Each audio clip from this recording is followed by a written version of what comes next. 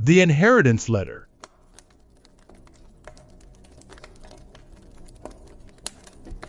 When my father passed away, I thought the hard part was over. He'd been sick for years, and I'd been the one taking care of him, doctor visits, endless nights in the hospital, managing the bills. My older sister, Claire, lived just 3 hours away, but visited only twice a year. She always had an excuse. Work's too busy, or flights are expensive. Still, I didn't expect what came next. At the reading of the will, Claire arrived in designer heels, looking like she'd just stepped off the pages of a magazine. She smiled sweetly at me, then at the lawyer, and sat down. The lawyer opened the envelope and read aloud.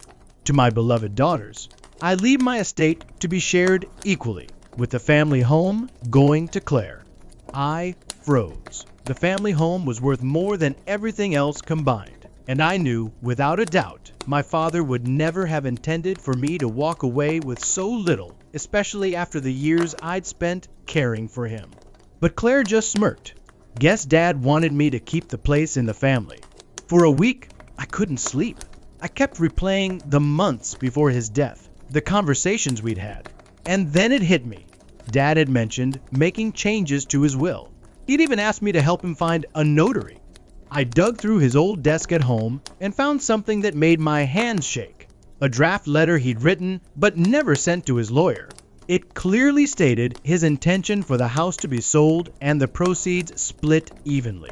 The draft was dated 2 months before his death. I didn't tell Claire I'd found it. Instead, I quietly contacted Dad's lawyer and asked if any updated documents had been filed. They hadn't, but the lawyer's tone changed. When I mentioned the draft, he asked for a copy. 2 weeks later, I got a call. The lawyer had checked the metadata on the original will. The document leaving the house to Claire had been edited after Dad's death.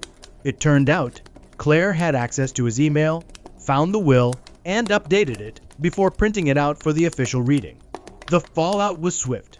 The lawyer filed a motion with the court, the judge reviewed the evidence, and Claire's little scheme collapsed. Not only was the will reverted to Dad's intended split, but she was also ordered to cover my legal fees. Claire avoided me for months. The house sold, and I received my half. I used the money to pay off my mortgage and start a small bakery, something Dad had always encouraged me to do. Last month, Claire came into my bakery. She stood there awkwardly, looking at the photos of Dad I'd hung on the wall.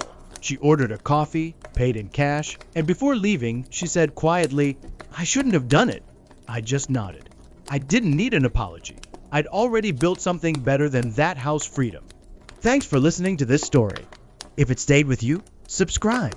We share haunting, thoughtful stories twice a week, every Tuesday and Friday at 7 p.m. Until next time, stay warm